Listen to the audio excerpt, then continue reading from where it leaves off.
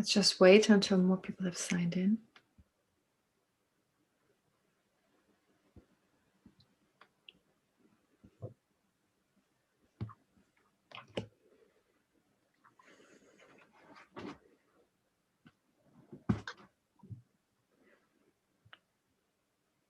Okay. All right, there's still not many people, but maybe we'll start. Okay, hello everybody. Good to see you again.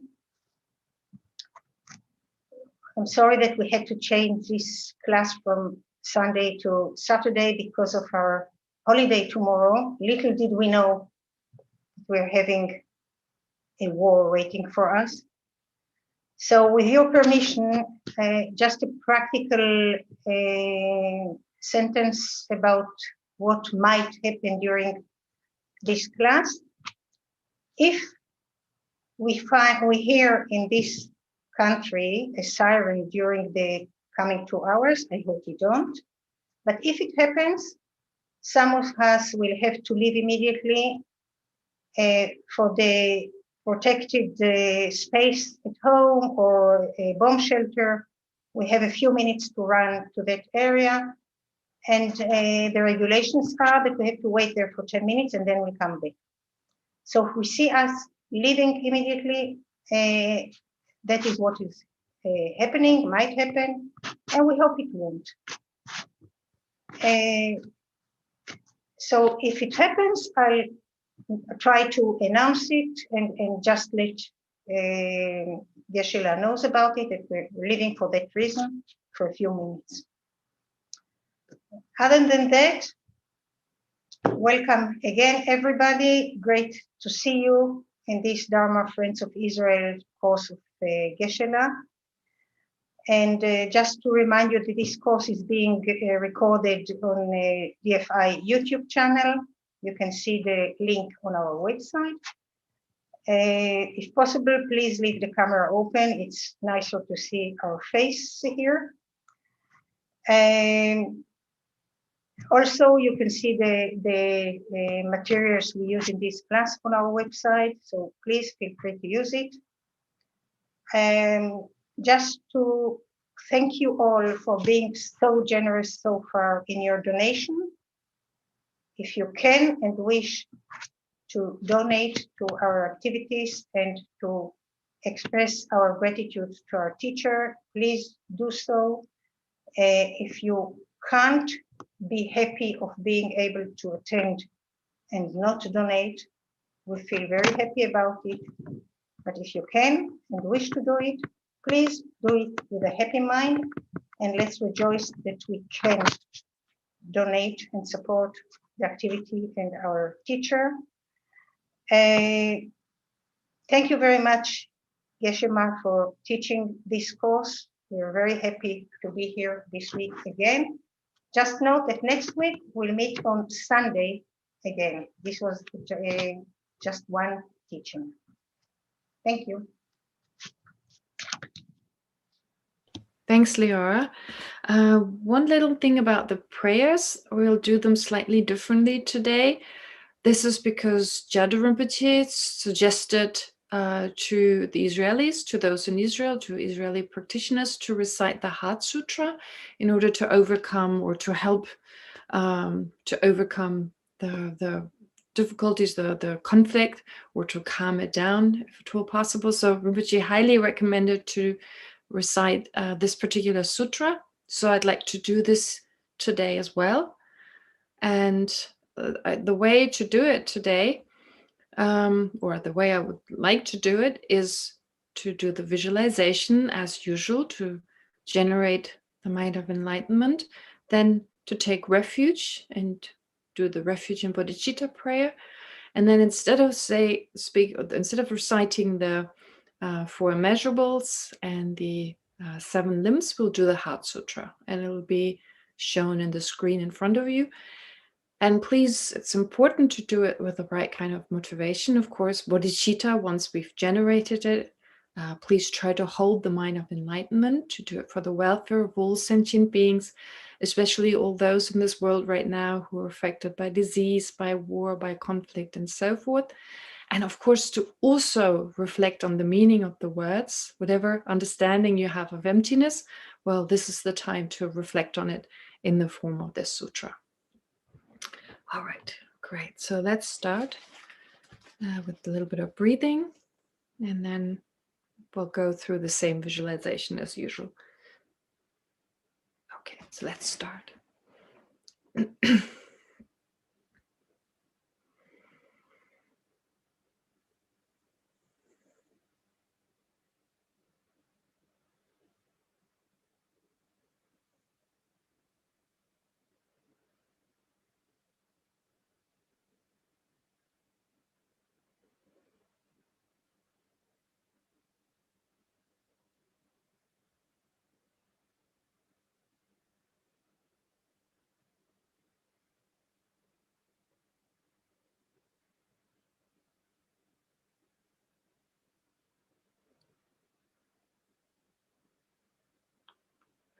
And now in the space in front of you, visualize Buddha Shakyamuni, who's of one nature with your Lama.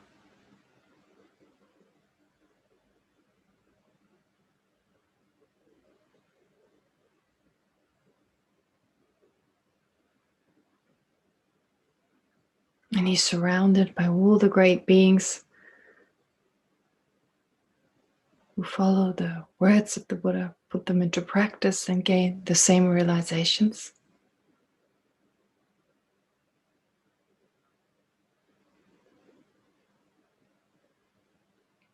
The Nalanda masters of India,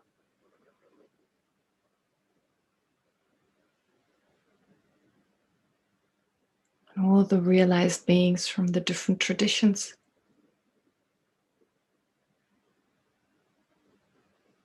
China, Vietnam, Thailand, Tibet.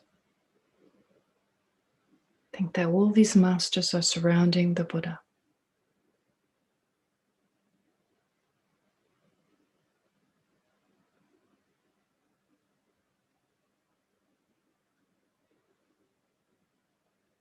And all these great beings are inseparable from your Lama.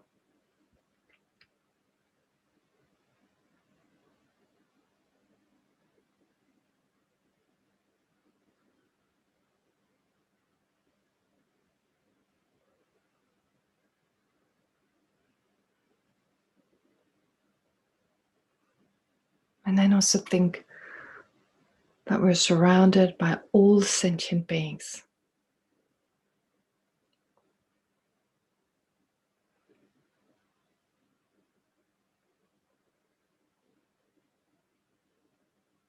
Experiencing endless sufferings.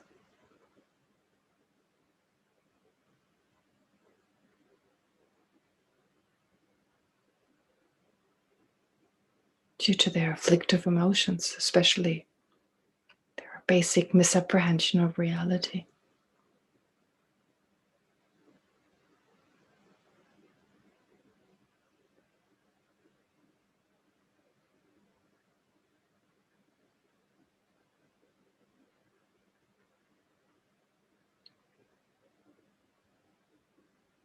And then think that no matter how they behave, what body they have, what they look like, they have the same basic awareness and the basic wish to be happy, not to suffer.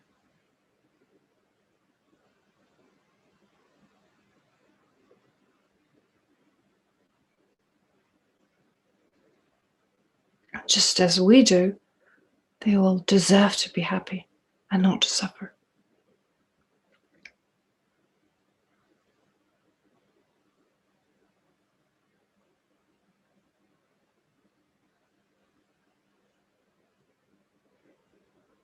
And so first, generate affectionate love towards all these sentient beings indiscriminately. Try to generate a sense of closeness and acceptance, no matter who they are, how they behave.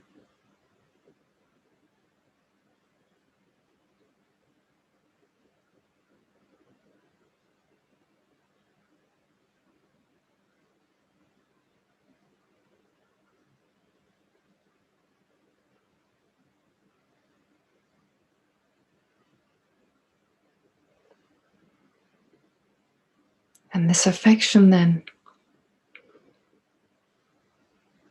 gives way to great compassion, an affectionate attitude that wishes for all sentient beings to be free from any type of suffering and its causes.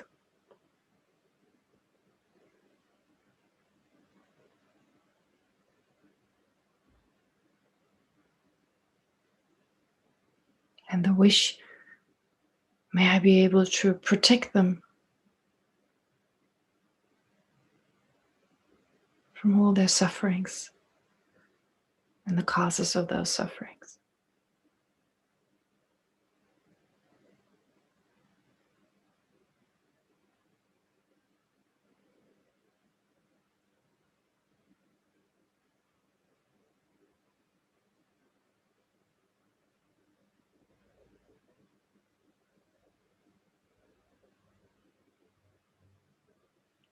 And then this aspiration then grows stronger and turns into a determination.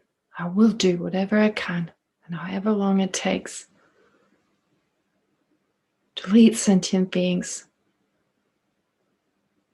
away from their problems, their suffering, their misery,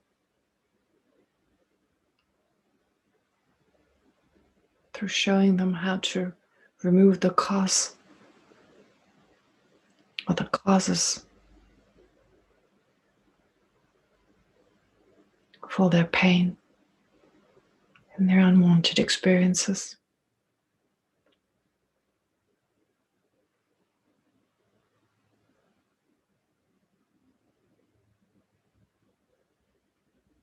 So generating this special altruistic attitude.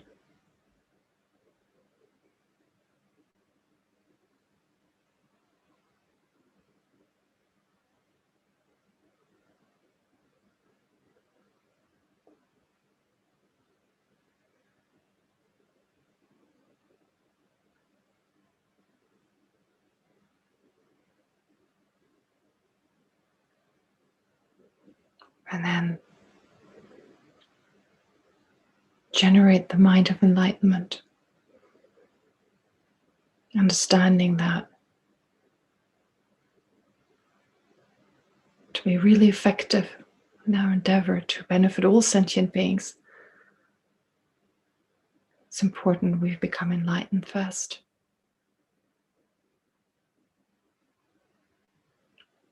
And therefore generate the determination, I will become enlightened. I will become a Buddha for the welfare of all sentient beings.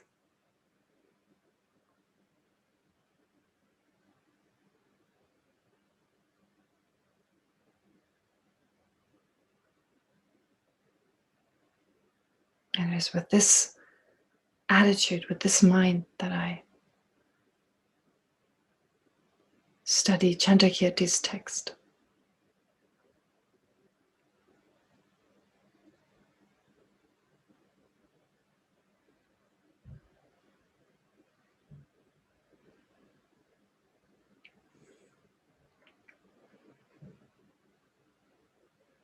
Now let's recite the Refuge and Bodhichitta prayer, again holding on to the mind of enlightenment, not letting go of it. I go for refuge until I'm enlightened to the Buddha, the Dharma, and the Supreme Assembly. By the accumulation of merits, of practicing generosity, and so forth, may I become a Buddha to benefit all sentient beings. I go for refuge until I'm enlightened to the Buddha, the Dharma, and the Supreme Assembly.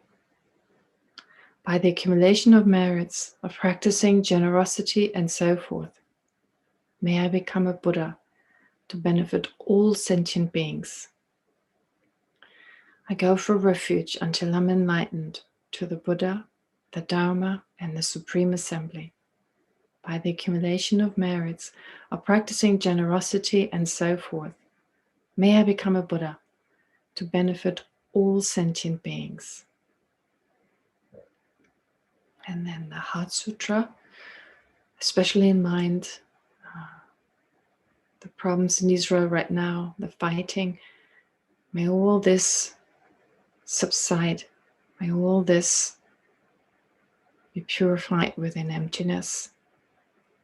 And of course, not just in Israel, but everywhere in the world, whatever problems they are, to reflect on emptiness as much as we can, with the aspiration to benefit all sentient beings, in particular to help remove all these ongoing problems right now everywhere. Homage to the exalted three jewels. Thus have I heard at one time, the Blessed One was dwelling in Rajgriha on a vulture mountain, together with a great assembly of monks and a great assembly of bodhisattvas. At that time, the Blessed One was absorbed in the concentration of the countless aspects of phenomena, called profound illumination. At that very time, the Supreme Avalokiteshvara, the Bodhisattva, the great king, the great being, was looking perfectly at the practice of the profound perfection of wisdom, perfectly looking at the emptiness of inherent existence, of the five aggregates also. Then, through the power of Buddha, the Venerable Shariputra said to the superior Avalokiteshvara, the Bodhisattva, the great being, how should a child of the lineage train who wishes to engage in the practice of the profound perfection of wisdom? Thus he spoke, and the superior Avalokiteshvara, the Bodhisattva, the great being, replied to the Venerable Shariputra as follows.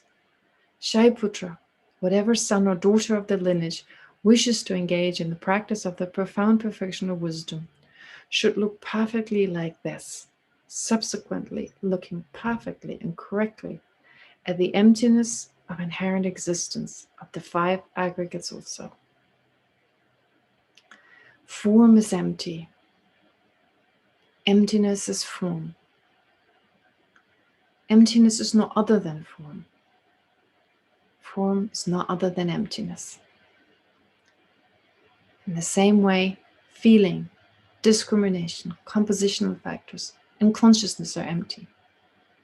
Shariputra, like this, all phenomena are empty, without characteristics.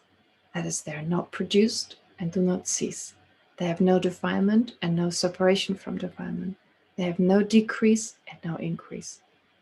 Therefore, Shariputra, in emptiness there is no form, no feeling, no discrimination, no composition of factors, no consciousness.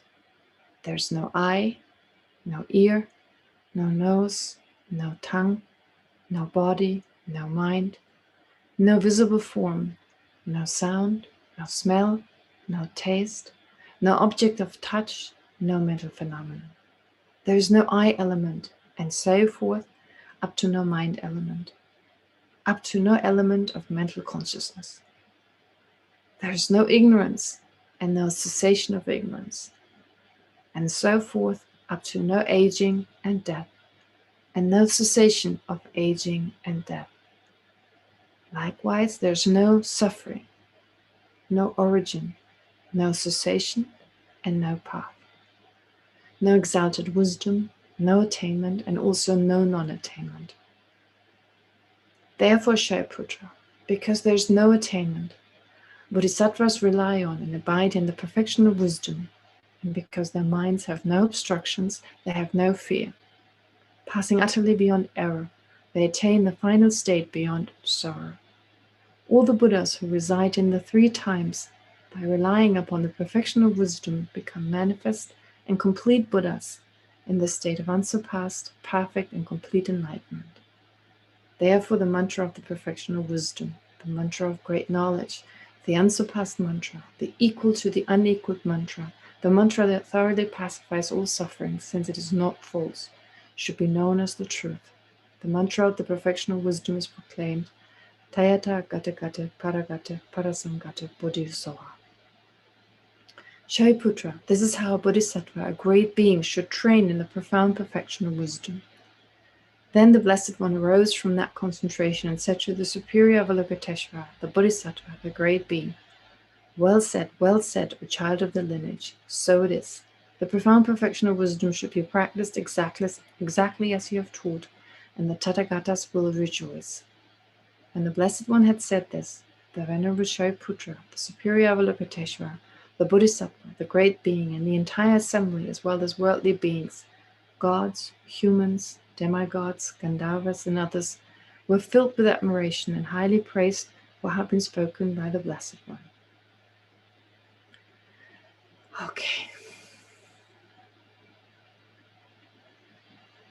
Great. Okay, so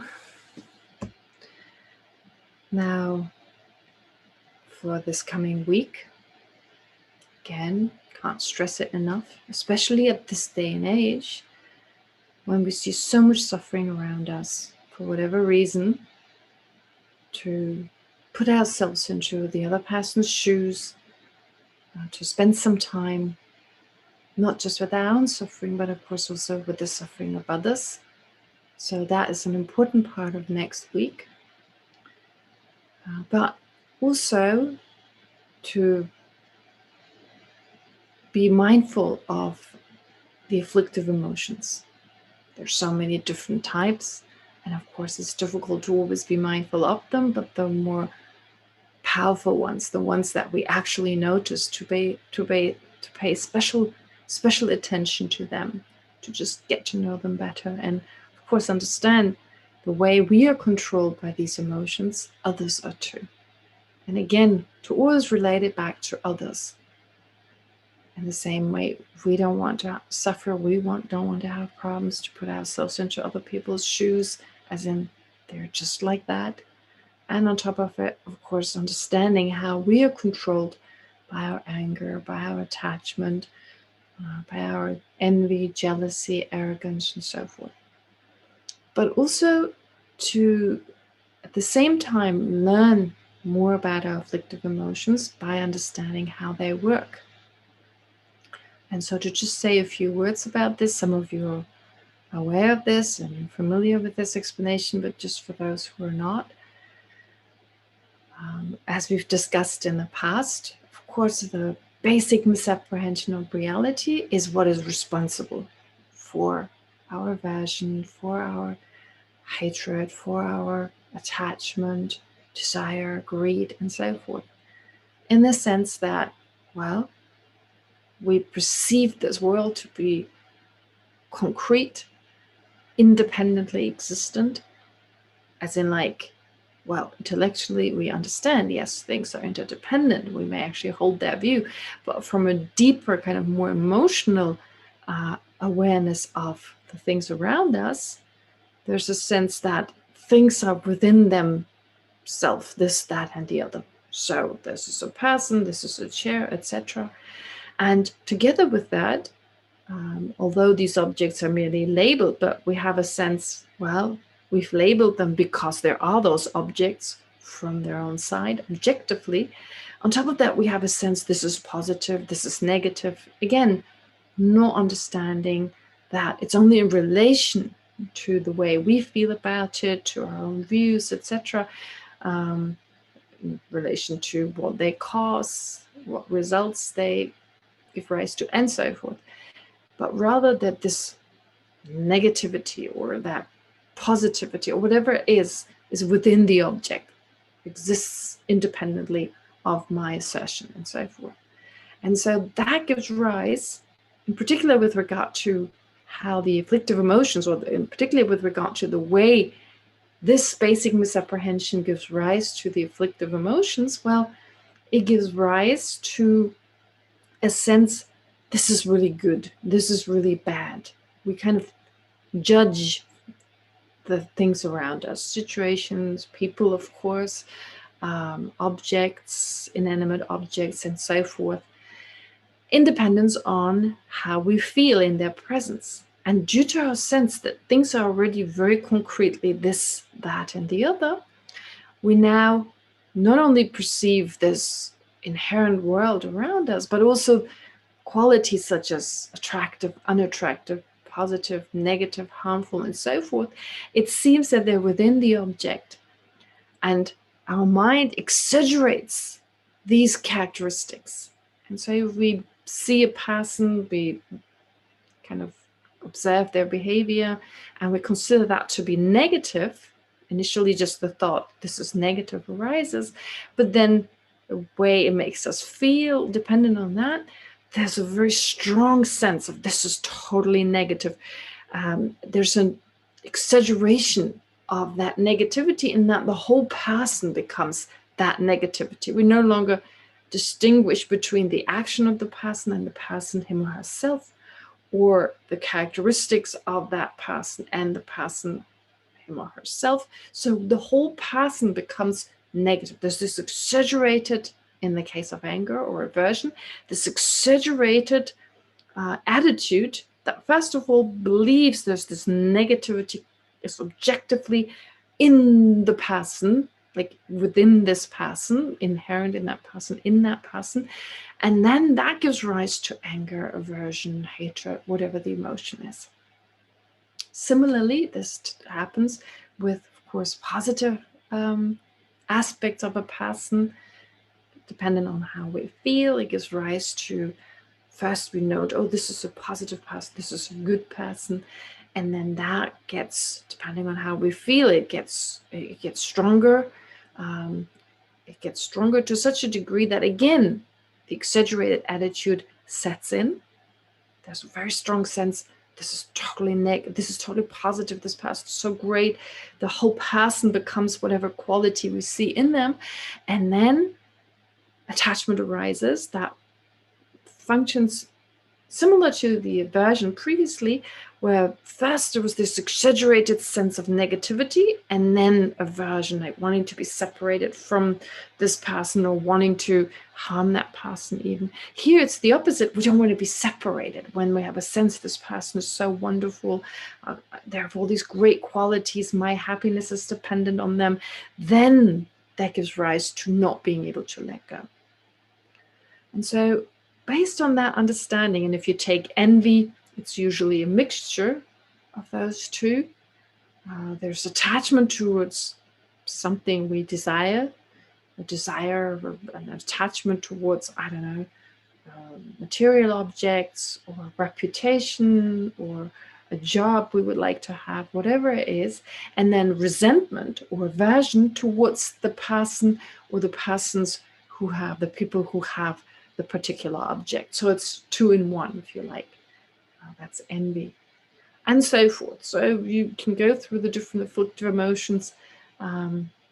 Arrogance is a sense of like an over attachment towards our own achievements, our own good qualities, and again, it takes over in our own perception at moments of attachment. At moments of arrogance.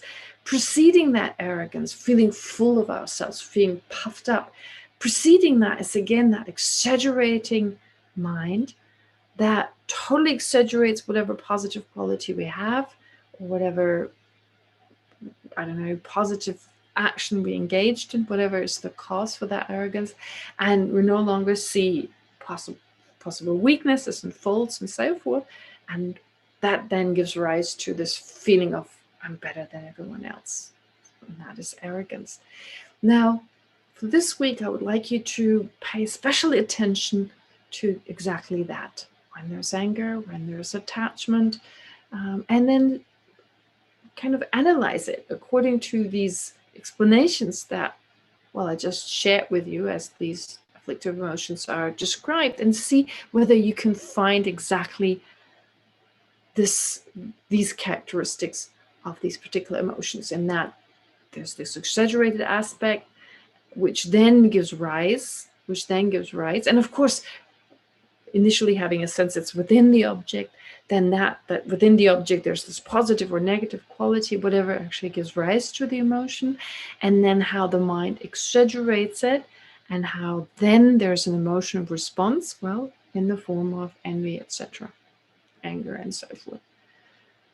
And oftentimes it's not when these emotions are there, but in retrospect. It's easier because we're so involved while they're active that it's very difficult to let go in that moment and observe those emotions. But we always have time later because the memory is usually fresh enough to go through them and recognize them. So this is something I'd like you to do for this coming week, just to be especially mindful of these emotions as much as you can. And we'll continue with this next week. All right. Then to go back to the text, having discussed today's class with Leora beforehand, well, if for some reasons the sirens go off, I was thinking to, if those of you leave, some of you may leave, may even switch off your computer or whatever, but be gone for a while, I'll answer questions in the meantime. If we're fortunate enough that it doesn't happen, then I'll try to answer some of the questions that I received. Eduardo, I'm sorry, I totally, if he's here, Eduardo asked me a question or sent a question quite a while ago, and I forgot to answer it. So anyway, I'll try and address that. And otherwise, if it happens more than once, we'll have a meditation in between. But maybe we're lucky that there won't be any disruption, so we'll go back to the text. Okay. Now, we're still with the Chittamatra school. I hope you don't get too bored with this particular school. I mean, it's not the highest school, and especially initially, maybe a sense, why do I learn about this particular system when actually it's not the highest school? But I hope so far you've got a sense of how it's important to study it, how it's helpful to study it, and now how it helps us to kind of dig deeper, to go deeper, to go to the more profound levels as to what inherent existence actually means. Of course, that's what we're trying to understand, and that is so difficult, requires so much time and effort. So no way we're going to understand it right away. It'll take time. The beauty of it, of course, is that it will possibly affect our life already in a way which initially may be so subtle that we don't become aware of it. But over time, over the month that you study this, over the years, because you need to go back to this again and again, ideally receive teachings from a highly realized master like His Holiness the Dalai Lama, Jadu Rinpoche, and so forth. And then go back to it again and again. And at the same time, if you do this, if you don't give up, if you don't let go and bring this into your daily life, really, well, you'll notice that whereas previously a situation arises, you get terribly upset, it seems in and of itself a problem, it's truly this, that, and the other, and we get totally caught in that sense, this exaggerated sense, this is so bad, this is so good, and it gets swept away by the different emotions, you'll notice slowly it doesn't happen as automatically anymore. There's a gap now. There's a time where you go, oh, does it really exist that way? You slowly, well, initially maybe it takes a while, but then at some point, and even if not right away, maybe a few minutes afterwards, you start looking at the situation, well, there's my mind perceiving it. My mind labels it a problem. That mind in itself is again the result of many causes and conditions. The object it perceives doesn't exist in and of itself. It's the result of many causes and conditions. It's merely labeled and so forth.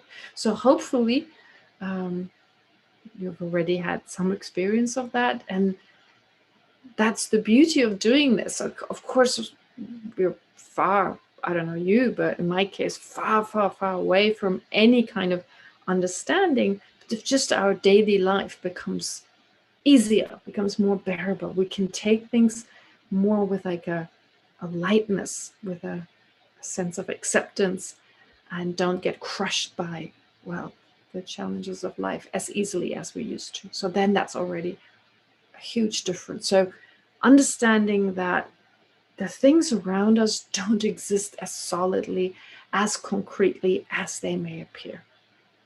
So if it's just that, that's already huge. We can already take emptiness in that way. But of course, there's a lot more our mind can do in terms of its understanding. And studying the Chitta Mantra, the mind-only school, is so helpful in that way, in getting a better understanding. Now, if we want to compare the Chitta Mantra and the Prasangika, which is what we're doing here, we're learning certain aspects of the Chitta Mantra school that are helpful for understanding the Prasangika school, and we refute other aspects that are helpful in terms of delineating exactly what is the Prasangika, what is the Prasangika view, and what is not the view. So what is the middle way, in other words? In that sense, it's very helpful to compare the two. Now, the Chitta Mantra school are actually amazing in the sense that, well, they take ordinary perception as we have it on a daily basis. So let's face it, we may hold the view of the Prasangika school, we may hold the view of the middle way school, but that's usually just in class or on our meditation cushion. But in everyday life, I mean, I'm talking about myself, I don't know about you, but in my everyday life, in my dealings with others, in certain situations when I'm not mindful, I'm not a philosopher at all. I have this ordinary sense of reality, and things appear in a certain way, I hold on to it, and I react accordingly, and deflective emotions arise. That being the case, well, the Chitta Mantra school, actually, even though it's not the highest school, but what they do, what the followers of the Chitta Mantra school does, is take the objects around us, the objects we are bombarded with on a daily basis. I mean, let's face it, we live in a materialistic world, and even if we didn't, at the forefront of our life are the sense objects. Our life revolves around the objects we can see, we can smell, and so forth, we can hear. And so the way they appear to us, of course, is really important, and the way we hold on to their existence, of course, extremely important. And so the Chitta Mantra school, what they did was they took the appearing world around us, these external objects around us, these phenomena, how do they appear to us? As outside of our own mind and inherently existent. They're this inherently existent external phenomena. And the Prasangika school did exactly the same. They said, okay, look at these things around us on a daily basis. We look around, sights, sounds, and so forth. They appear to the mind as if external to our mind and inherently existent. Now, what the Chitta Mantra school did was, phenomena can't exist in that way. Because if you look for something concrete, the way it appears to us, well, it starts disappearing. It initially appears so concrete and solid, but it starts disappearing, and you can divide things up and you never find something essential. And based on that, they came to the conclusion, well, phenomena don't exist externally. So instead of refuting inherent existence, they refuted external existence. It kind of makes sense, the sense that, wow, there's the mind, really. It's all dependent on the mind. I perceive things differently than you do. I have a different perspective. And of course, modern physics, the idea that, well, they're just light waves and there's no colors out there and they're just magnetic waves of different length, and so well, that determines what we see. Well, that seems to support it. It's just a totally subjective experience. But if they say phenomena don't exist externally, well, they need to, in order to make sense of the world around us, need to hold on to them existing inherently, in that there's something within the object that makes a chair, and a table, okay? There's something independently there that makes phenomena what they are. The Prasangika school says, well, you don't need to deny external existence. There's nothing wrong with external existence, but it doesn't exist inherently. Doesn't exist inherently. So then if we say, well, actually it makes sense, what we see are not colors as the way we think of them. They're actually just, I don't know, magnetic waves or whatever, visible light, like light rays, what have you. But based on that, I label, although what's really actually there is all these light waves, but I label blue onto the object. I call this blue, I call this, I call it that. So we label certain existences on phenomena, which doesn't mean that they're inherently, so labeling, therefore, doesn't mean there's this objective world out there totally separate from my mind. No, it's very much connected to the mind. But the view of the Chittamatra school falls short. If I say there's nothing out there, there are a lot of inconsistency. There are a lot of illogical or absurdities that would give rise to. We've already heard the absurdity. Well, if it's just imprints, how do you account for a blind person? Like, what makes a person blind? There are no eyes you could lose, there's no external eyes, they're just appearances of eyes. So how do you determine they're blind? That's one aspect. But parts of the or what else is refuted, other kind of arguments against the Chittamatra school would be, for instance, this is my arm, okay? This is my arm. So my arm doesn't exist externally.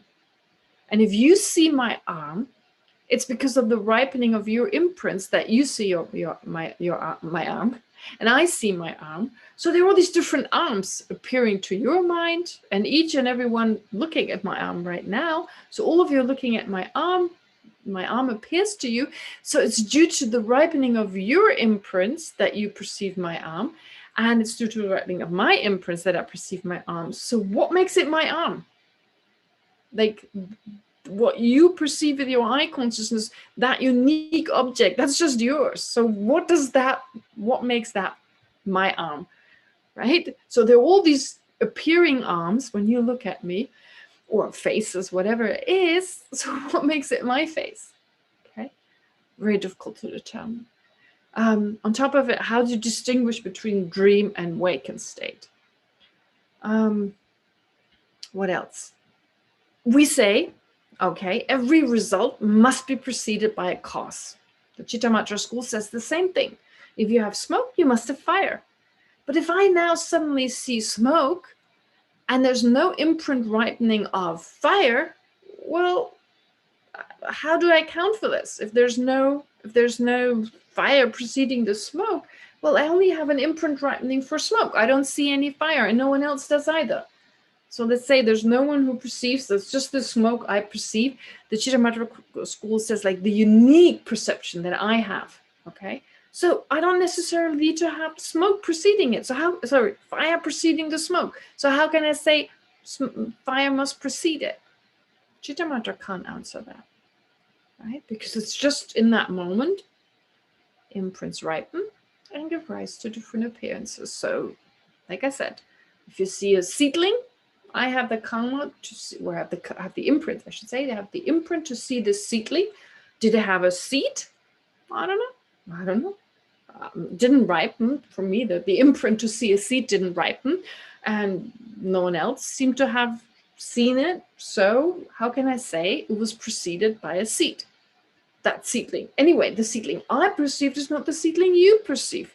So I have a seedling here, the one only I perceive, because it's unique to me. It's one imprint that ripened, that gave rise to the mind that perceived a seedling. So how can I say that must have been preceded by a seed if I never perceive it? And whatever you perceive, well, you perceive a different seedling than I do. It's a unique seedling that I see, and it's a unique seedling that you see. It's not the same seedling, because it's different imprints that give rise to it. So you see, it's like... that it really quickly we come to the conclusion it's difficult.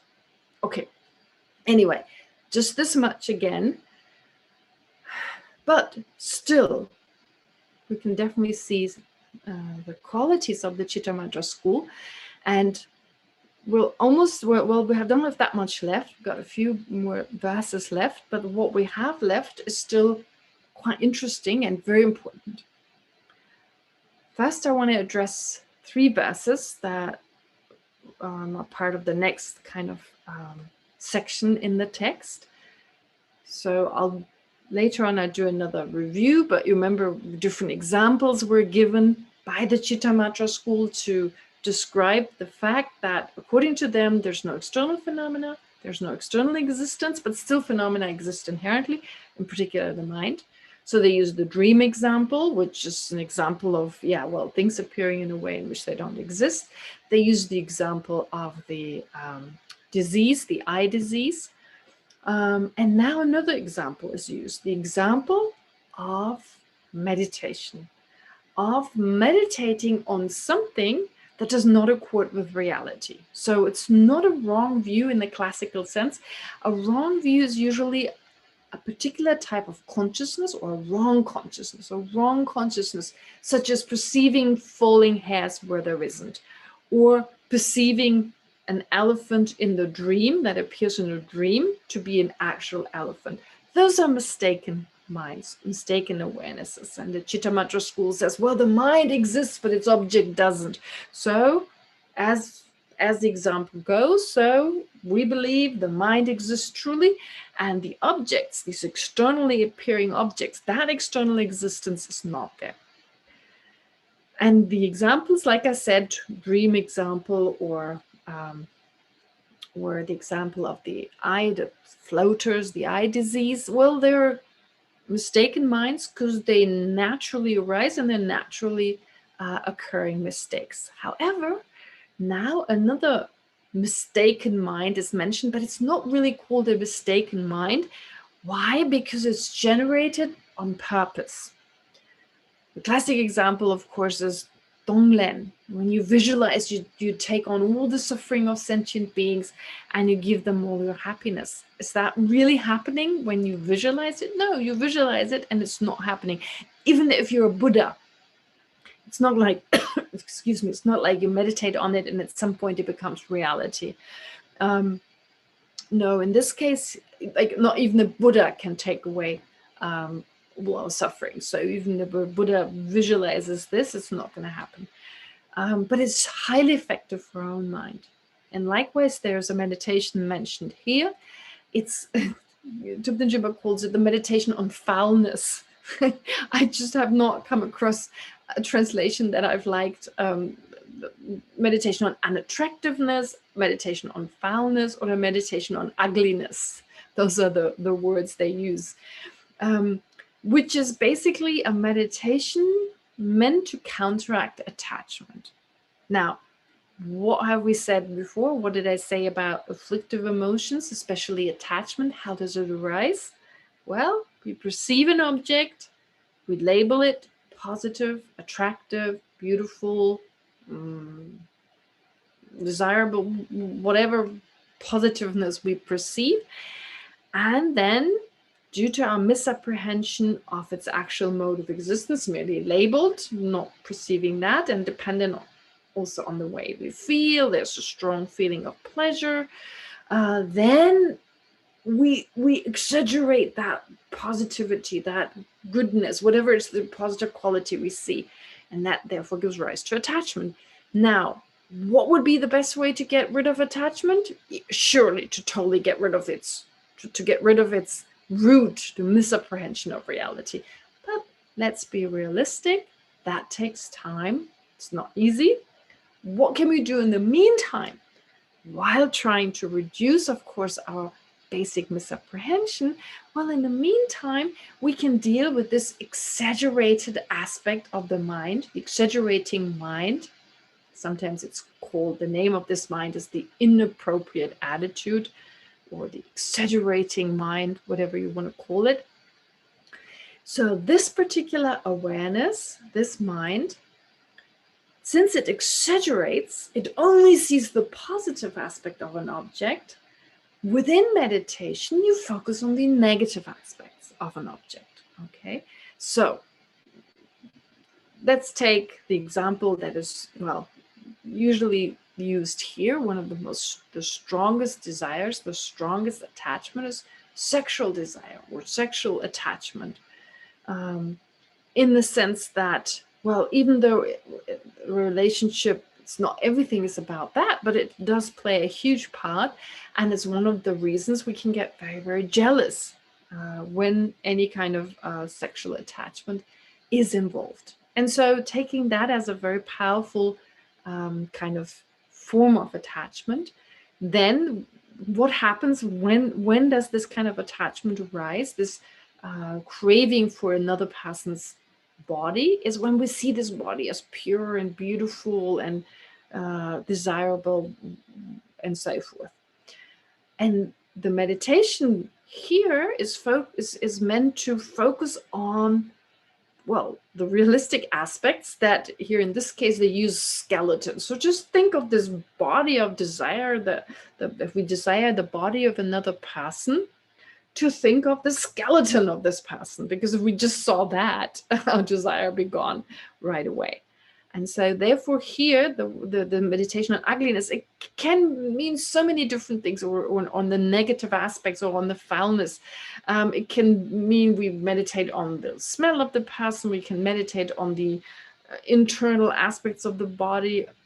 In the case of course, physical desire or attachment towards that person. If it's in the case of emotional attachment, it's not to do with the body. We don't deal with the body as part of this meditation. We would focus on their negative qualities and so forth. So you see which direction it goes. So here specifically, when we say the meditation on foulness or ugliness, it usually refers to physical aspects. All right, so here focusing on all sentient, well, the person we have desire towards, but if you like, all sentient beings, if there's a strong physical desire towards men and women, men or women, or men and women, whatever the personal preference, well, then you visualize there's just skeletons. You're just surrounded by skeletons. So those are effective meditations, practiced to different degrees by different people. And the meditation mentioned here is this kind of meditative state based concentration, of course, very important, where you visualize everything is covered by skeletons. All right. Okay. So that's just an example given, and I'm not saying this is a meditation that's very much encouraged. It depends on the person, whether they require that. If there's very strong physical desire, for instance, this can be extremely effective. Now, this being mentioned, having said this much, if you look at the text, verse 69, so here it says, the yogis who on the basis of their guru's instruction, okay, see the ground as filled with skeletons. Here too, all three factors must be seen as devoid of arising. This is thus described as meditation attending to a fictitious object. Here, the Chittamatra school would recite this as an example on top of the dream example, on top of the example of the disease. They would say, look, if you take this meditation on foulness in order to counteract attachment, okay, so you visualize the ground is covered, it appears as covered by skeletons. This mind, again, must exist inherently, they would argue, because its object doesn't exist. This, of course, is only a mental consciousness. It's not a sense consciousness here. It's a mental consciousness where you, through meditation, through concentration, you visualize everything covered by skeletons, and that affects you in your dealing with other people. You no longer perceive the desirable aspects of the body and so forth. So the Chittamatra school would say this is a very good example to say the mind exists inherently and the object doesn't exist externally, just as the skeletons around covering the ground don't exist. Okay. The Prasankika school, they would say that there are external objects, but no inherently existent mind. And the Chittamatra school would say, well, that's contradictory. If you say that there are external objects, well, take the example of the skeletons. Just as the skeleton doesn't exist externally, it's just conjured up by the mind, or it's just produced by the mind, in this case, meditation. Likewise, all the objects around us are just created by the imprints, by the mind, by way of the different imprints left on the mind, left on the foundational consciousness. So therefore, the Prasangika and the Chittamatta say, and then the mind not existing inherently. Are you kidding me? The mind is so prevalent, is so important in that meditation. It must exist inherently. If it doesn't really exist. That means it's not really existent, and so therefore that doesn't work. Okay. Now the Prasangika school says in this verse, well, yes, there are yogis who, on the basis of their guru's instructions, they see the ground that surround them as filled with skeletons. Yes.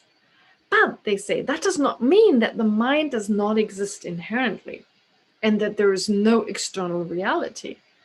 Because here too, that is in the case of the meditation, here too, all the three factors, the object condition, the object itself, the sense faculty, and the preceding mind, must be seen as devoid of inherent arising. So here the sense faculty is just the preceding moment of consciousness. There's no actual sense faculty, but you still need causes and conditions, in other words, to give rise to this particular concentration that perceives all the whole ground covered in skeletons. So you need certain factors. You need an object, an appearance of something, at least a knowledge of what a skeleton is. You need previous moments of awareness, you need concentration, you need all these different factors, and in dependence on that mind arises. So 3 factors here, the object, sense faculty, or actually means mental consciousness, and then a preceding mind. Also, it can be sense consciousness, it can be mental consciousness. All that needs to precede that concentration. And in this case, then, you have this meditative concentration. It is thus described in the sutras as meditation attending to or apprehending a fictitious object, an object that actually doesn't exist. So the Prasangika school says, well, we accept the same thing.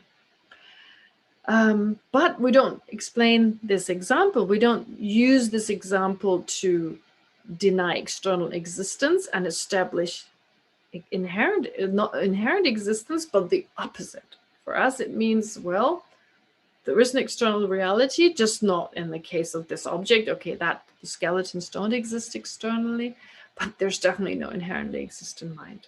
Okay, so then the text goes on to say,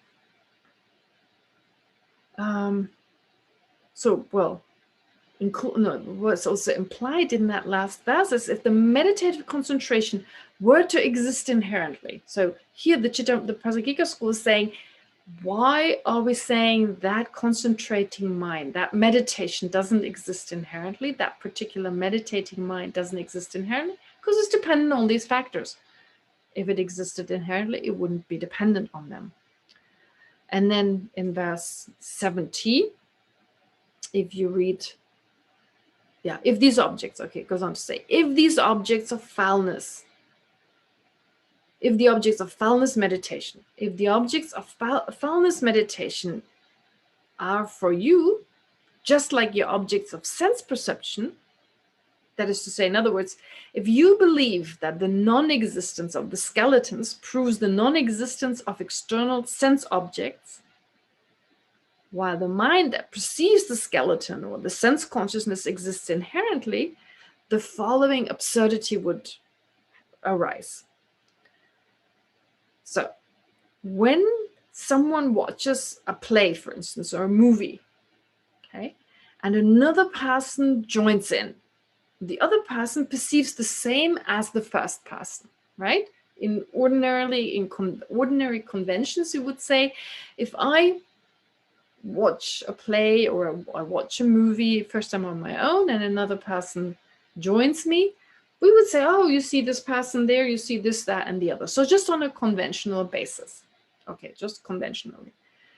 Now, if the mind that meditates on all this, on the ground being covered by skeletons, if that mind existed inherently, well, it would not be dependent on meditation. And that would mean that when another person who's not a yogi, who's not meditating, when this person directs their mind to the object, the skeletons. If they just have the wish to also have these skeletons appear, they would have to appear to that person. They should cognize this, which means that the meditation on foulness does not perceive objects that are fictitious. Because, well, they would perceive the same thing. Now, what does Chandrakirti say here? It's similar to the argument before with the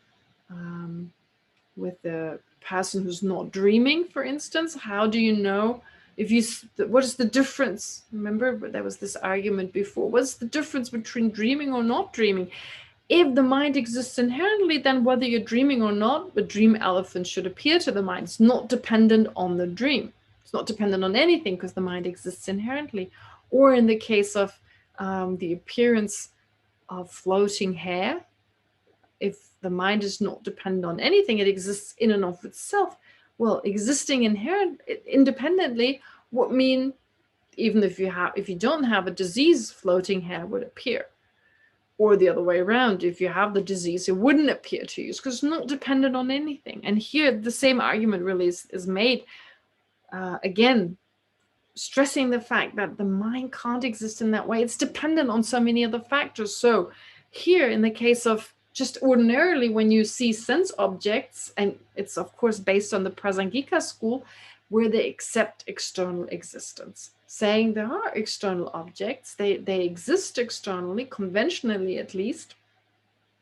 And based on that, if I see it, then another person comes there and they also see the same thing.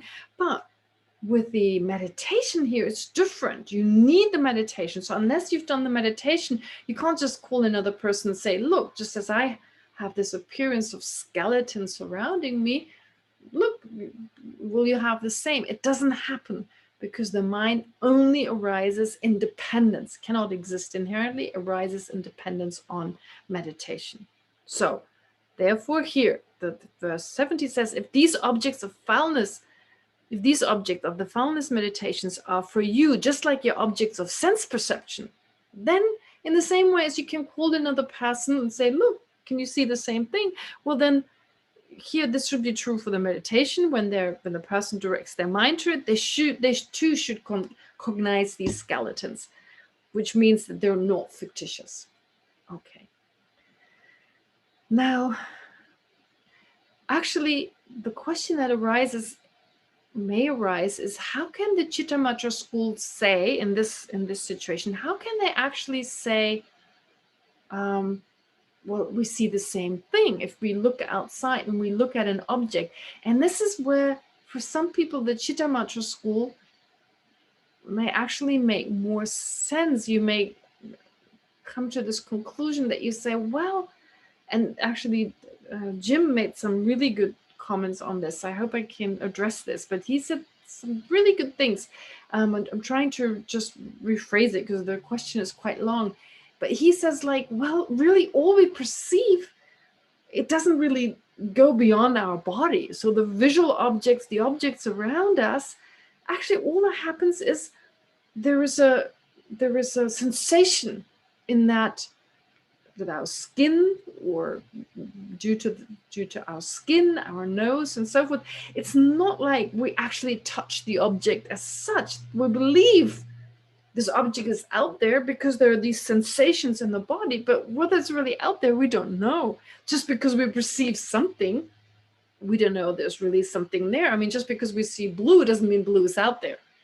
So he says in one of his questions, there's this leaning towards the Chittamatra school, and I really like this, how he kind of came to that conclusion, because it showed that he's moving towards Chittamatra school, which we should, in order then to, of course, deny or to refute this school and to eventually move more towards the Prasangika school, but to not move away from the Chittamatra school to the extent we may believe right now that we will move away from. We don't, because a lot of their ideas make sense, but we still add external existence and just call it conventionally external existence, not ultimately.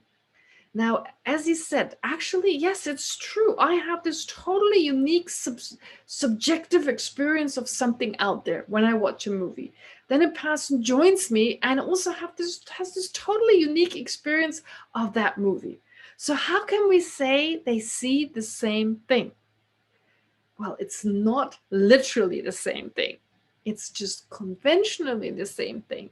Because if there's a cow over there and we both are using the convention cow based on certain characteristics.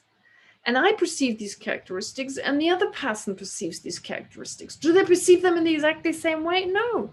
But we are using the same conventions. And based on what I I say cow. And based on what the other person sees, the other person says cow. And based on that, we see the same thing. Okay, it's just labeled. So it's not literally meaning we see exactly the same thing, because that would mean we would have to be in the same spot. Again, it's merely labeled that we say we see the same thing. However, because there's an external phenomenon, there's external reality. There is external reality, so again, merely labeled, so different appearances. Actually, similar to the Chitta Matra school, different things appear to the mind due to the karma, for instance, our karma. We are born in the human realm and things appear to us due to our karma. And this will be mentioned in one of the verses to come, like a preta being perceives pus and blood. We perceive water on the basis of a liquid, for instance, and a god, celestial being, perceives nectar. So perceiving these objects is due to their karmic imprints ripening, and therefore this world is appearing to the mind, is appearing to the sense consciousnesses. So it sounds very much like Chitta Mantra, doesn't it? That example, I perceive something due to my karma, and another person perceives it totally different due to their karma. So again, we're moving towards, it's all in the mind. Okay, yes, it has to do with the karma. We, as human beings, we have a similar perception. An animal, for instance, we talked about colors, bumblebees, apparently what we perceive as red, they perceive as a totally different color. Again, because of the retina of their eye and all this kind of being totally different. So therefore, for that bumblebee, the red rose, I don't know what the color is, maybe blue. So for that bumblebee, there's a totally different experience. And when we say as humans, so it is really like the Chitta Matra school. It is in the way that it's due to the ripening, well, at least the ripening of this karma to be born as a human being. I have this unique perception, but there's no fault in saying things exist externally, because it's conventionally. It's merely conventionally, not ultimately, not absolutely. And this is where the Chitta Matra school, they don't need to say that. It still works perfectly, but they need to say that phenomena exist inherently if they accept that nothing exists externally and still things exist, and putting mind in the forefront, or like let's put it that way. No, since they accept phenomena exist inherently, then they have to deny external existence. Okay, so both, well, both doesn't really work, or at least not for the Chitta Matra school. Honestly, there are, of course, there are other schools. There's not just the Chitta Matra school that denies external phenomena. There's also the Svatantrika school that, although they don't deny inherent existence, but they deny something called true existence, and they still don't accept that there's external phenomena. But we'll come to this. It sounds a lot more complicated so far. But let me just repeat what I said. So the Chitta Matra school, since they cannot deny inherent existence, all they're left with is denying external existence. Okay. And like I said, the Prasangika school actually says conventionally we can say things exist externally. But in actuality, is there this external objective world? No. Just like the Chitta Matra school, Prasangika school also says there's not this objective world out there. So it's really quite similar. And it's due to our karma, it's due to our mind, it's due to the retina we have and so forth. All sorts of causes and conditions that are responsible for the appearances to our mind. And based on these appearances, we label. But that's just not how it appears. It seems that whatever appears to my mind is out there, exactly the same way. And the sense that it only appears to my mind because it's exactly out there. It's exactly like that out there. And based on that, I can judge this person is right and this person is wrong. And of course, I'm usually right. And whoever's got my own view, they're right. And the rest is wrong. Okay. All right. So anyway, having said this, going back to the text, therefore, the Prasangika school says, yes, these objects, like in the movie or something, I perceive something that the other person also perceives because we use the same conventions, although it's not exactly the same, but we say we see a cow. This is not true for the meditation because it's not enough just to have sense faculties. You need to meditate on certain objects, and then you have the appearance of skeletons, for instance. The Chittamatra school would say, well, since the mind exists inherently, okay, therefore you have the appearance of these objects of meditation. Due to imprints, you have the appearances of external phenomena. But the Prasangika school argues, well, that means the mind exists inherently, and you don't need meditation. You'd have the same appearance. Okay. Then in verse 71, Chantakiri says, well, the same is true of someone with an eye disease. As said before, the same argument was made before with the eye disease. So too is a preter's perception of a river as a stream of pus. Okay, so the same is true. Floating hair would appear to someone who does not suffer from an eye disease if there were really an inherently existent mind. And when it comes to a preter's perception of a river, well, it would not depend on karma. Okay. Here the difference, though, and Lama Tsongkhapa explains that actually the skeletons appearing, those are mental forms. They're forms that do not appear to the sense consciousnesses of the meditator, but they appear only to the mental consciousness. So when you perceive skeletons, usually we think of physical forms, physical visual forms, or auditory forms, the forms that can be heard and so forth. We think of them as objects of sense consciousnesses, but not all physical objects are the objects of sense consciousnesses, at least not of ordinary being sense consciousnesses. So, for instance, here the example is the form, the skeletons that appear only to the mental consciousness. Well, they're definitely not appearing to the eye consciousness or any other sense consciousness. So in this case, Lama Tsongkhapa explains, this is a form, a physical form, a visible form that only appears to the eye consciousness, only appears to the mental consciousness, the meditating mind. Then, of course, there are other examples. Floating hair. Floating hair doesn't exist, but the appearance of floating hair, that is a visible form. But a visible form that appears to an eye consciousness, to a mistaken eye consciousness. But of course, the appearance of the floating hair, that exists. And then the appearance of the pus and blood, well, that exists. The pus and blood exists. For the preter being, it exists. So you see, there's a lot of different explanations here that are quite interesting. Phenomena that are physical, but only appear to the mental consciousness.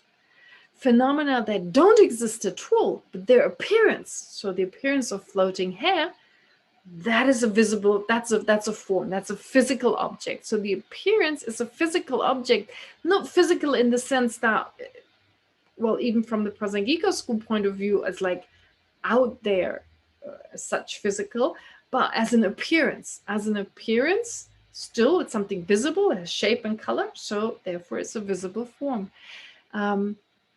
And of course, The Preta being, already said that. Yeah, so no, I didn't say that. So the Preta being, we don't perceive any of this pus and blood, and still this is totally a physical object. For us it would be water. For a Preta being, it's this physical reality. And in response to this particular verse here, there's always this debate. When you have this bowl of liquid, so we don't spend so much time on meditating, debating the rest, because it's pretty straightforward. It's just important to understand it and to allow for it to sink deeper. But with regard to this appearance of pus and blood, the debate that we usually do is, well, is there really pus and blood? On the basis of this liquid, do all three exist or not? Who's wrong? Is the celestial being wrong? Is the Preta being wrong, perceiving pus and blood? Is the celestial being perceiving nectar? Or are we wrong? And none of us are wrong. I mean, we're all correct. We all perceive the object correctly. So do all three exist? Well, yes, actually all three of them exist. There's the unique pus and blood from the perspective of the Preta being. There's the unique water from the perspective of the human being. So we do debate it a lot. What is their relationship? Is there something that's all three of them? Pus and blood and water? No, of course not. So this is quite confusing. Because when we also hear a bowl of water, is there really a bowl of water? The question that arises, is there an inherent bowl of water? And no, there isn't. There's no inherent bowl of water. It's merely based on the fact that the Preta's pus and blood, that's some liquid. The nectar, that's a liquid, and the water is a liquid. So all three of them, if they were to get together, they will three say, oh, it's a liquid. They would all agree on that. And based on that, we say conventionally, there's a liquid. For another being, it may be nothing. There may be desert. So there's not even a basis. So what appears to them does not serve as the basis for labeling liquid. Okay. So you see already here in the Prasangika school, it's like, and I know meditation is up to, but I want to do this meditation because that's so important. So here, with regard to these appearances, is due to our karma, quite similar to the Chittamatra school, due to our karma. And then based on these appearances, we label different objects. Okay. And so there is therefore a merely labeled external world, and they're merely labeled objects, but still they're totally subjective. So we bring in the Chittamatra view without denying external existence. All right, okay. Now I hope these three verses are clear. I mean, they're not really difficult. It's just using another example. And lastly, there's a short summary. In brief, this is the point. Just as there's no cognizable object, understand there's no cognizing mind either. So in other words, just as there's no inherently existing object, there's no inherently existent mind either. Okay? All right. Now, this far, we're done with the Chittamatra school. The next time, what we'll do next time is an important aspect. How do we know we know? This is going to be addressed from the Chittamatra school point of view, from the Prasangika school point of view. Very important topic, very important. Initially a little difficult, but not that bad. But yes, this was for next time. And this part we're done with, and I'd like to do a meditation. Well, we don't have enough time to do really long meditation. This you should do on your own, but to kind of bring together what I said today. All right. So let's start with a few moments. Is still everyone with me? Yep, you're still here? Okay. Great. So let's start the meditation. As usual, we start with some breathing meditation. Okay.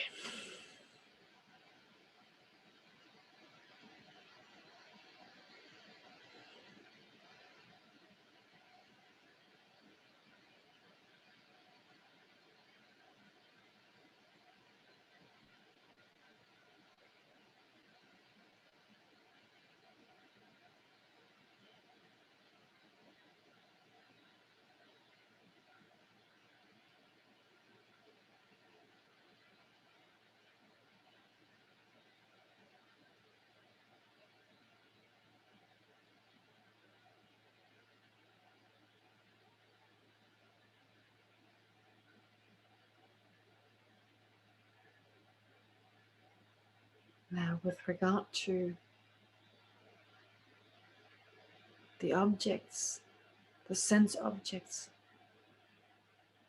you perceive on a daily basis,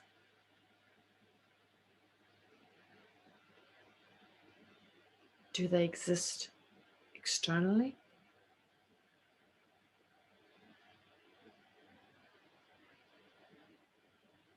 Or as the Chittamatra school likes to believe that there's no external world out there.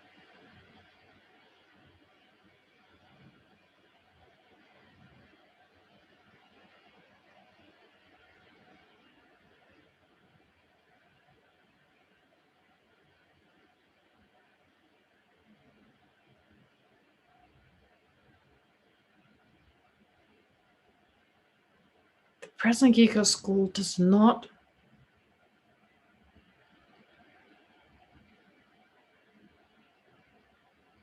deny external existence per se,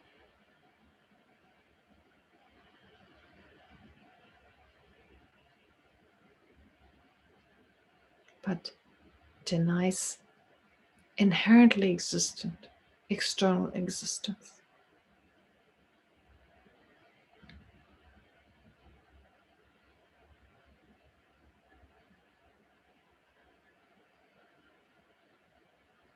While the Chittamatra school denies only external existence.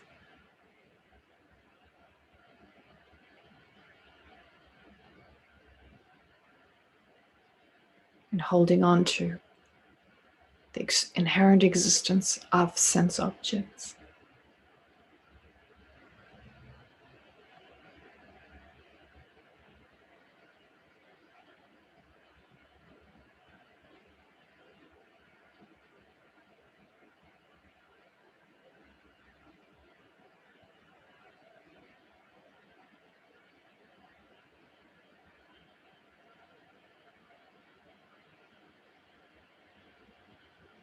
So what is really the difference?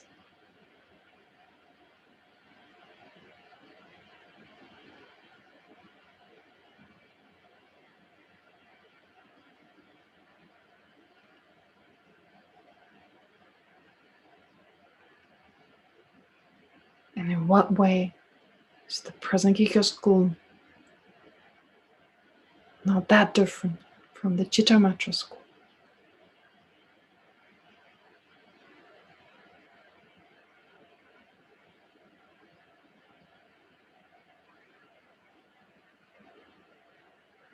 Well, mainly due to our karma, we were born as humans.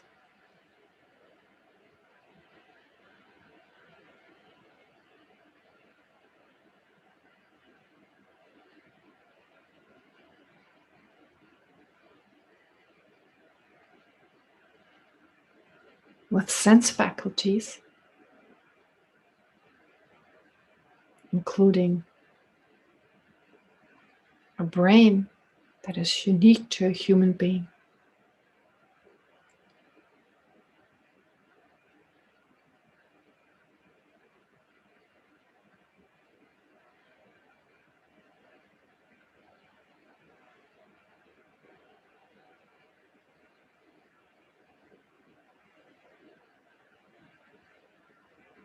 And due to the sense faculties, different objects appear to our sense consciousnesses.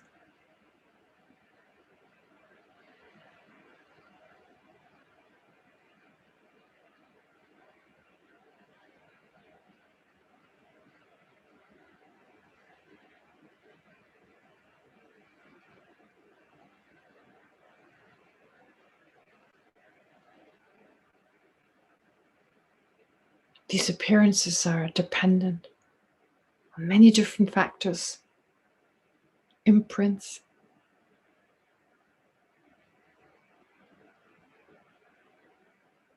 objects,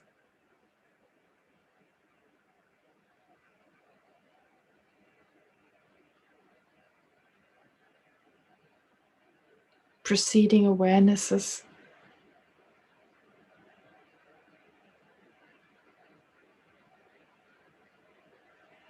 and so forth.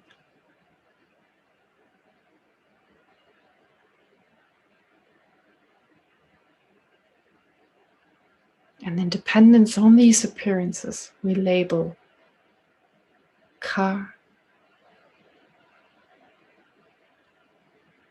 house, other person, and so forth.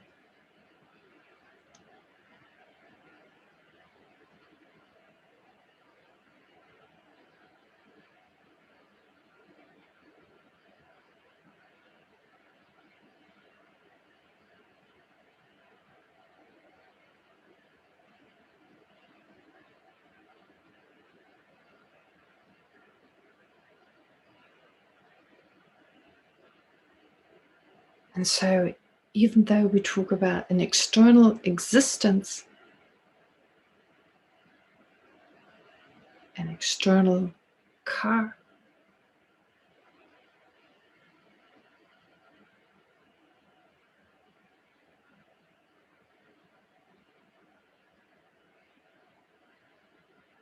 there's no objective external car.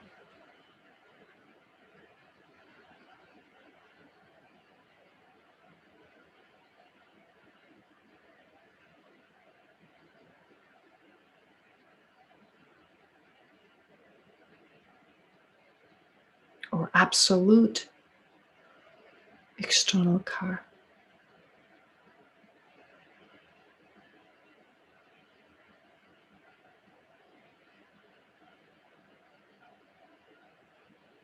For based on the appearance to my eye consciousness when I look at the car, and the appearance to another person's appearance to their eye consciousness is similar enough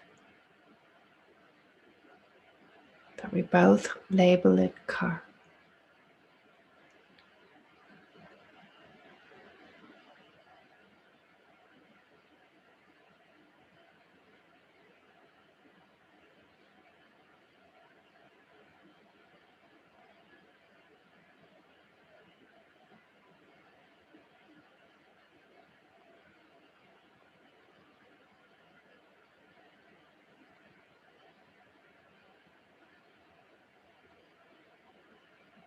So conventionally, there is an external car.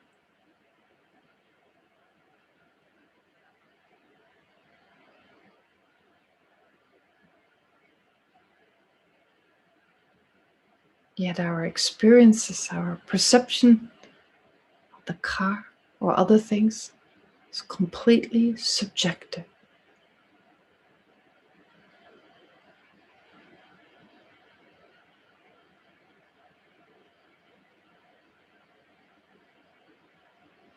And unique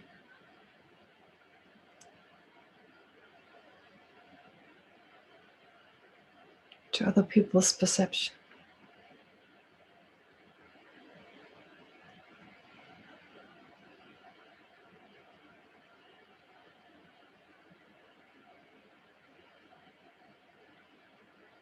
Which is why what I perceive to be positive or desirable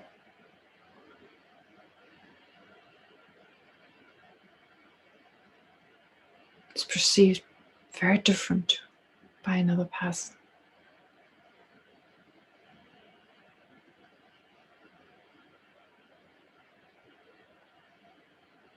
Since it's uniquely only perceived by myself.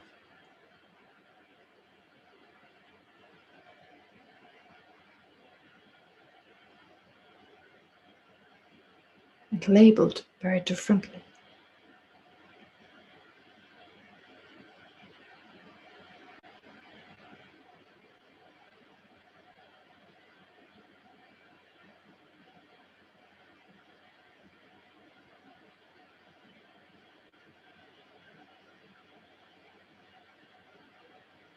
Accounting for so many different ideas, opinions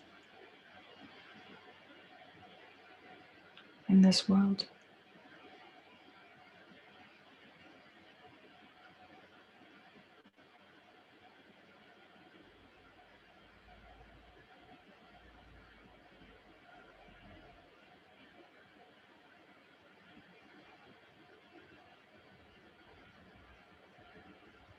An understanding of which is so important to open our heart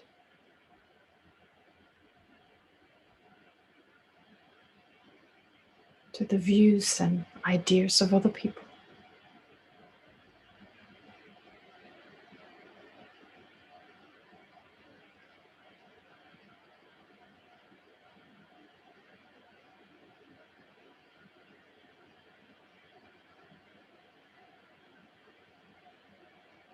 Since our perception of this world is so different from each other, despite great similarities.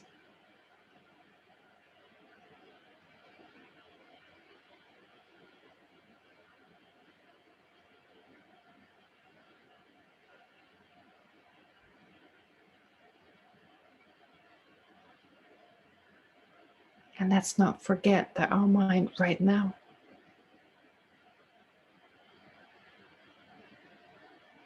is the result of karma and afflictions from the past.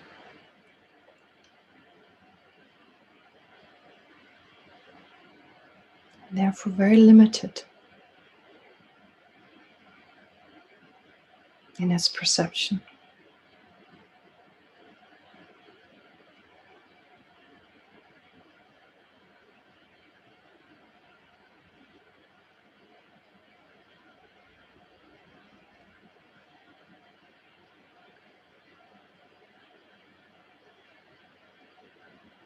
Just as the mind of other people, other sentient beings, is too.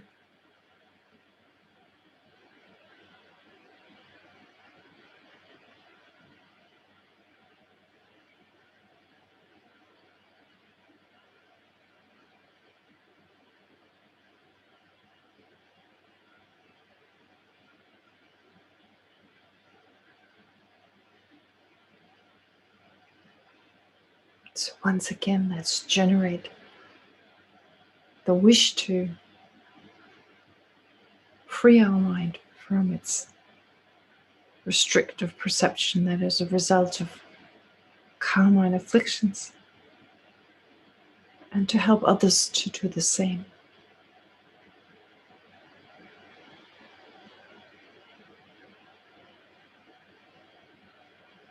Based, of course, on a correct perception of reality, which in turn will remove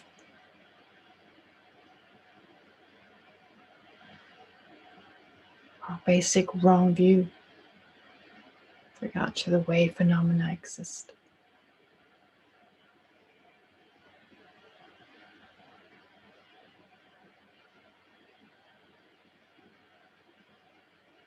And for that, let's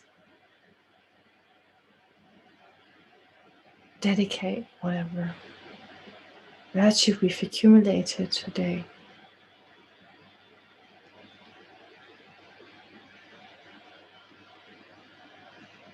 listening and thinking and meditating on some of Chandrakirti's verses. May that become a cause for us to attain full enlightenment, mental state of a Buddha, for the welfare of all sentient beings.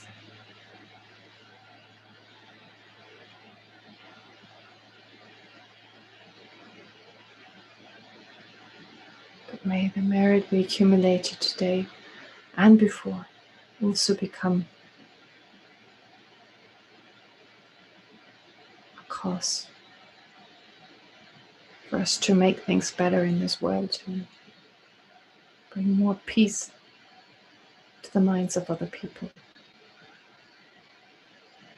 May in particular help to reduce the hatred and greed and so forth.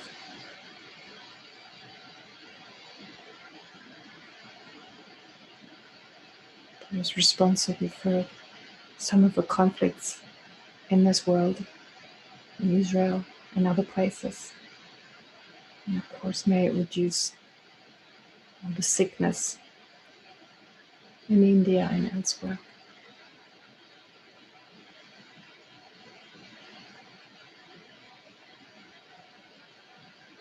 of course, as Shantideva says in his dedication prayer, may all beings everywhere, plagued by sufferings of body and mind, attain an ocean of happiness and joy by virtue of my merits. May no living creature suffer, commit evil, or ever fall ill. May no one be afraid or belittled with a mind weighed down by depression. May the blind see forms and the deaf hear sounds. May those whose bodies are worn with toil be restored and finding repose. May the naked find clothing, the hungry find food. May the thirsty find water and delicious drinks. May the poor find wealth, those weak with sorrow find joy. May the hopeless find hope, constant happiness and prosperity. May there be timely rains and bountiful harvests. May all the medicines be effective and wholesome prayers bear fruit. May all who are sick and ill quickly be freed from their ailments. Whatever diseases there are in the world, may they never occur again. May the frightened cease to be afraid, and those bound be freed. May the powerless find power, and the people think of benefiting each other. For as long as space remains, for as long as sentient beings remain, until then may I too remain to dispel the miseries of the world.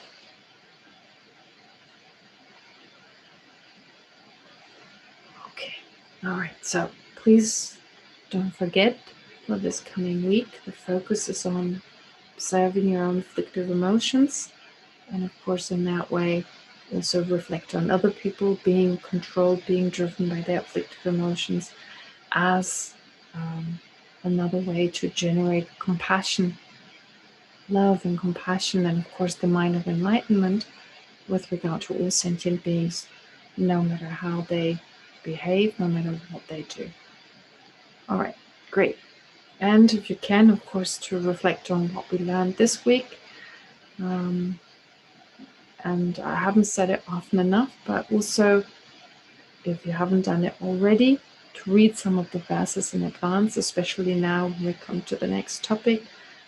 It's a little difficult, so yeah, if you can read in advance a little bit for the next verses. Okay, so have a great week, and I see you again next Sunday. Next Sunday, not Saturday, but Sunday. Thank you, Krishna, so much. Sure. Thank you so much. And you guys, thank you for coming here and take care. We'll see you all next week. Be well Sunday. Okay. Bye. Bye-bye. Thank you. Bye. Thank you, Bye. Krishna. Bye.